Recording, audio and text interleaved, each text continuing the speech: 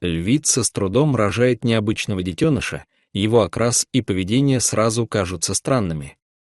Но уже через минуту происходит то, от чего замирает вся саванна, и становится ясно, что это начало совсем другой истории.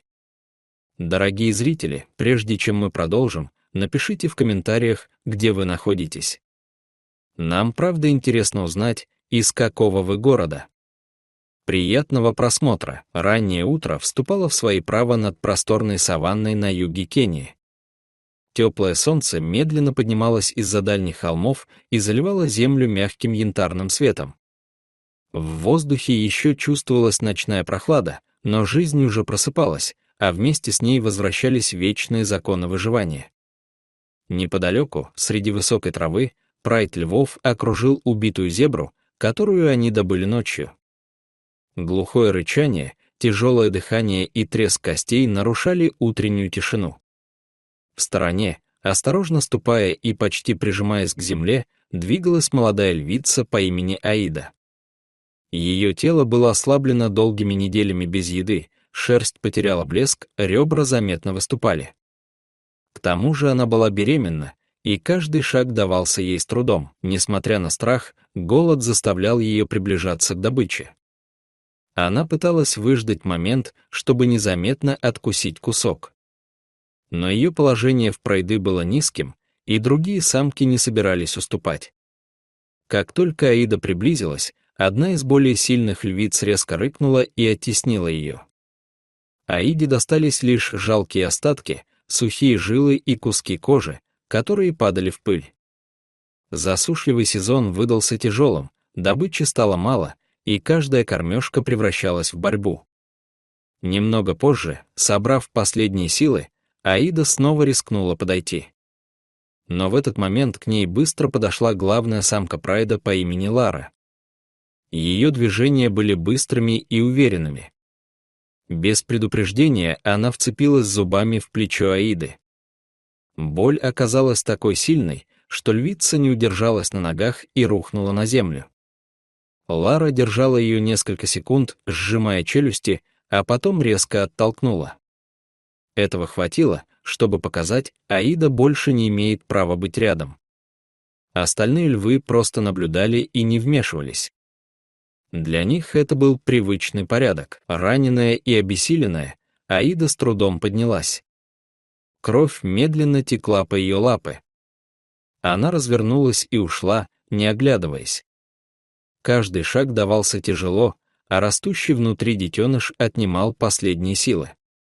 Последующие дни стали настоящим испытанием. Аида бродила по саванне одна. Она ловила мелких ящериц, насекомых, иногда ей удавалось поймать грызуна. Порой она находила остатки чужой добычи, но чаще оставалась голодной. Воду приходилось искать в редких лужах или слизывать утреннюю росу с камней. Ее тело слабело, но она продолжала идти. Инстинкт не давал остановиться. Через некоторое время Аида добралась до далекой каменистой местности, где между скалами росла редкая трава и протекал небольшой ручей. Это место казалось безопаснее. Здесь было меньше крупных хищников, но и помощи ждать было неоткуда. Когда солнце начало садиться и воздух стал прохладнее, Аида нашла неглубокую расщелину между камнями. Она стала расширять ее лапами, готовя укрытие. Вскоре начались роды. Боль накатывала волнами, тело дрожало, дыхание сбивалось. Сил почти не осталось. Прошло много времени, прежде чем на свет появился маленький львенок. Он был слабым, едва шевелился и тихо пищал. Аида осторожно подтянула его к себе и попыталась покормить, но молока почти не было. Она прижала детеныша к себе, согревая его своим телом. Ночь прошла тяжело. Аида почти не спала. Она постоянно проверяла, дышит ли малыш, и вздрагивала от каждого шороха. К утру ее рана сильно распухла.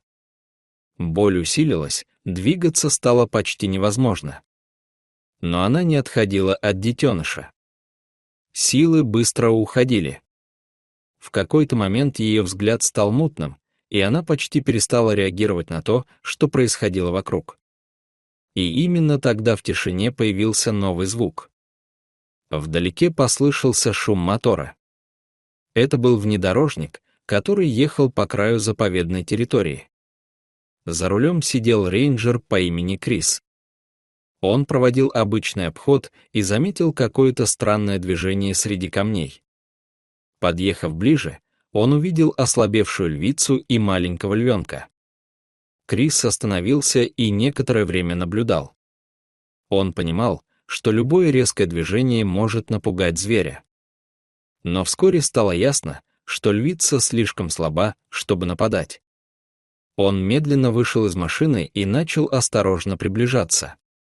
Львенок смотрел на него широко открытыми глазами и не боялся. Крис действовал аккуратно. Он достал аптечку, сделал львице обезболивающий укол и связался с ветеринарной службой. Вскоре приехала команда специалистов. Они осторожно уложили Аиду на носилки. Львенка забрали вместе с ней. Их доставили в Центр помощи диким животным и поместили в отдельный вольер. Ветеринары обработали рану, сделали необходимые уколы и поставили капельницы. Первые дни состояние Аиды оставалось тяжелым.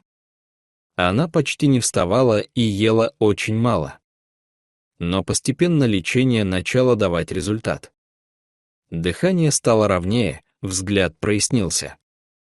Львенок же, наоборот, с каждым днем становился активнее. Он начал увереннее двигаться, громче пищать и тянуться к матери. Проходили недели. Аида начала вставать на лапы. Она уже могла передвигаться по вольеру. Когда появлялись люди, она настораживалась и вставала между ними и детенышем. Это значило, что ее силы возвращаются. Львенок быстро рос. Его шерсть становилась густой, движения — уверенными. Для них подготовили более просторную территорию с камнями, травой и укрытиями. Аида начала учить детеныша. Она показывала, как подкрадываться, как реагировать на движение, как играть и бороться. Со временем их перевели в полудикий сектор, где условия были ближе к естественным. Сначала охота давалась тяжело. Добыча ускользала, попытки проваливались. Но постепенно навыки росли. Аида становилась сильнее. Ее движения снова обрели прежнюю уверенность. Ее сын рос и учился быстро. Через несколько месяцев они уже могли добывать пищу сами. Настал день, когда специалисты решили выпустить их на волю. Ранним утром их отвезли в отдаленную часть саванны. Дверь транспортного вольера открылась. Аида вышла первой, внимательно оглядываясь. За ней вышел подросший львенок.